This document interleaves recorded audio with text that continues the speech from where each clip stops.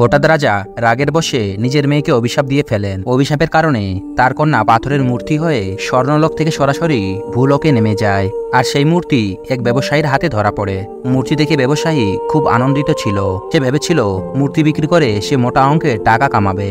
তাই সে এক ভরসাযোগ্য লোকের হাতে সেই মূর্তিটির নিজের ফার্মে নিয়ে আসার দায়িত্ব দিল।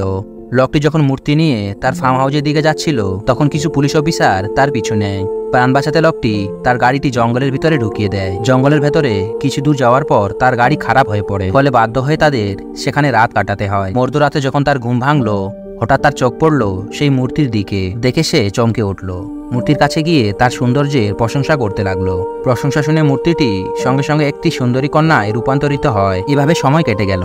একদিন সেই কন্যাটি তার এই রহস্যের কথা সেই লোকটিকে জানালো, কিন্তু সেই লোকটি তার কথা বিশ্বাস করলো না, বরং তার কথা শুনে মজা করতে লাগলো। এই দৃশ্য দেখে সেই দেবকন্যা গভীরভাবে দুঃখিত হয়ে পড়ে। দুঃখে সে আবার ধীরে ধীরে মূর্তিতে রূপান্তরিত হয়। মেয়েটির এই মূর্তি দেখে লোকটি নিজের চোখে আর বিশ্বাস হলো না। লজ্জিত হয়ে তার কাছে নিজের ভুলের ক্ষমা চাইল। যখনই তার চোখের জল সেই মূর্তির পায়ে পড়ল, তখনই সে আবার মানুষে রূপান্তরিত হতে লাগলো।